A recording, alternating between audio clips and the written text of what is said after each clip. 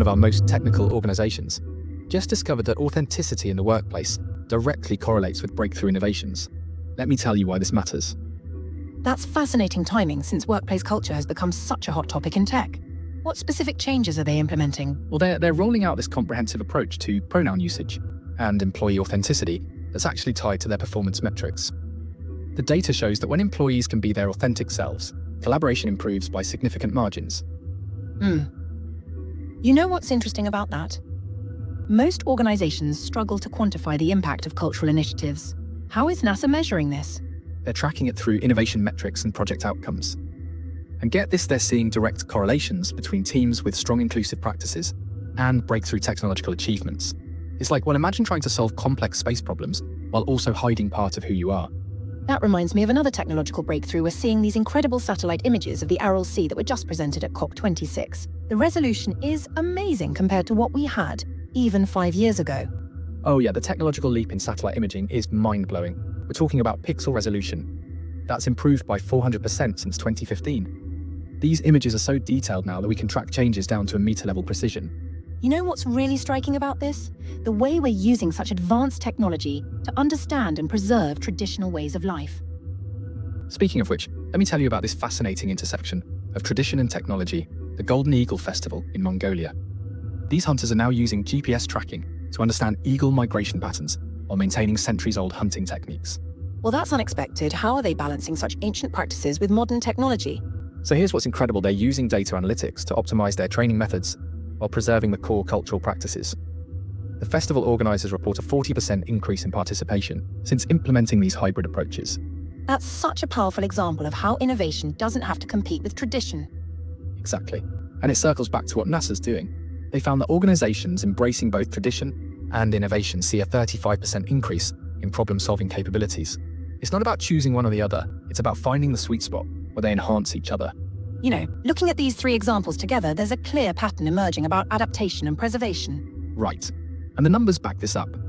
NASA's seeing a 28% increase in patent applications from teams with strong inclusive practices.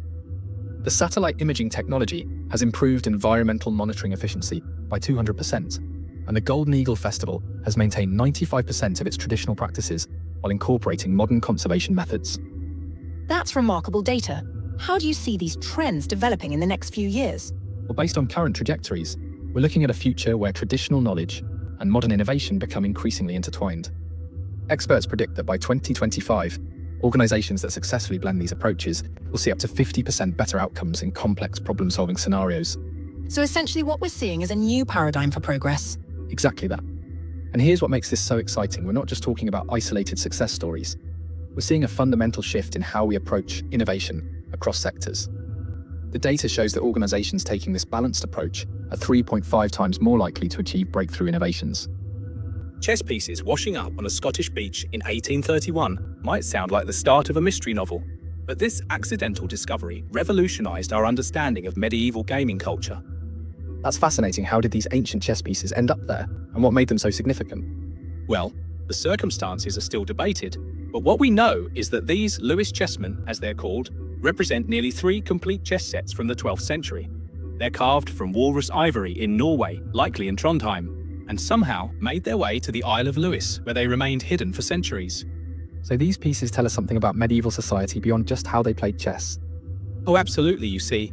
In the 12th century, chess wasn't just a game, it was a status symbol. Being skilled at chess was as essential for knights and nobles as knowing how to handle a sword. These intricately carved pieces reflect that elite status. They're basically the medieval equivalent of having a luxury sports car. That's quite a contrast to what happened later with those barleycorn chess sets in the 1800s, isn't it? That's exactly what makes this history so fascinating. The barleycorn sets represent this huge shift in chess culture. Instead of walrus ivory, they're made from cattle bones, much more affordable materials that allowed ordinary people to own chess sets for the first time. How did that democratization of chess affect the game itself? Well, as chess became more accessible, it needed to become more structured too. That's where the Fattorini Sons chess clock comes in, introduced in 1887. It completely transformed competitive chess. You know, there's this great advertisement from 1897 that proudly declares these clocks were used in all the Masters international and national tournaments. Tell me more about the person behind these clocks. Wasn't there an interesting immigrant story there? Oh yeah, Antonio Fattorini arrived in Leeds from Italy in 1827, starting as a simple jeweler. He built this incredible business empire focused on luxury goods and precision timepieces. The chess clock was actually a perfect fusion of his expertise in watchmaking and the growing needs of competitive chess. So we're seeing this evolution from exclusive luxury items to mass-produced sets, and finally to standardized tournament equipment. Exactly. And what's particularly interesting is how each stage reflects broader social changes. The Lewis chessmen show us medieval elite culture, the barleycorn sets represent early democratization, and the Fattorini clock marks chess's evolution into a modern sport. You know what strikes me? How lucky we are that these Lewis pieces survived at all. Right? And they're in remarkable condition too. The British Museum now houses most of them, though some are in Scotland. The level of detail in the carving is so precise that you can still see individual facial expressions after 900 years. Looking at how chess equipment evolved really shows us how society itself was changing, doesn't it? That's what makes these artifacts so valuable to historians. They're not just game pieces, they're windows into how society evolved, from a time when chess was exclusively for nobility to its transformation into a game that anyone could play and compete in. And who knows, maybe centuries from now, people will look at our chess equipment the same way we look at these historical pieces. The Carmen production at Lake Constance was truly groundbreaking. Tell me more about how Es Devlin transformed this classical opera into something entirely new. Well, imagine this, a colossal sculptural stage emerging from the water, with the Alps creating this natural amphitheatre. The scale is mind-boggling, and it completely reimagines how audiences interact with a 150-year-old opera. That must create some unique technical challenges. How does staging an opera on water even work? You know what's fascinating? The acoustics actually benefit from the water's surface. It reflects sound similarly to how concert halls are designed. But what really strikes me is how this connects to another revolutionary moment in musical history, the Hammond A102 organ from 1959. That's an interesting parallel, both innovations that changed how we experience music. Exactly. The Hammond organ did for sound what Devlin's doing for staging. It pushed boundaries we didn't even know existed. Before the A102, if you wanted that rich, warm organ sound, you needed a massive pipe organ. Lawrence Hammond changed all that with electronic innovation. So we're seeing this pattern of technology democratizing music in different ways. And here's where it gets really interesting. While we're talking about these grand public spectacles and technological breakthroughs, I came across this intimate painting by Fausto Zanaro that shows yet another dimension of musical innovation. Oh, the one of the Ottoman woman playing the string instrument? What struck you about that piece? Well, it captures this private moment of musical expression that was revolutionary in its own way. In Ottoman culture, music in harems wasn't just entertainment. It was a sophisticated art form that helped shape their entire musical tradition. That's fascinating how these three examples show different scales of innovation from the most public to the most private. And what's really compelling is how each represents a different way of preserving musical culture. The Bregenz Festival shows how we can reimagine traditional works.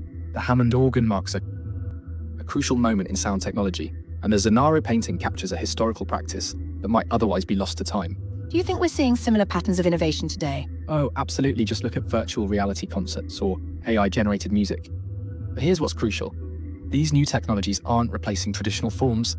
They're expanding our musical possibilities, just like the Hammond organ did in its time. That's such an important distinction between expansion and replacement. And it's why these three examples are so relevant today. Whether it's a floating opera stage, an electronic organ, or an intimate portrait, they all show how music can embrace innovation while maintaining its essential human connection. Looking ahead, what do you think these examples tell us about the future of musical expression? I believe we're going to see even more blending of these different scales. Virtual reality might let us experience something like the Bregenz Festival from home, while new technologies make personal music making more accessible than ever. But the fundamental desire to create and share music that's not going anywhere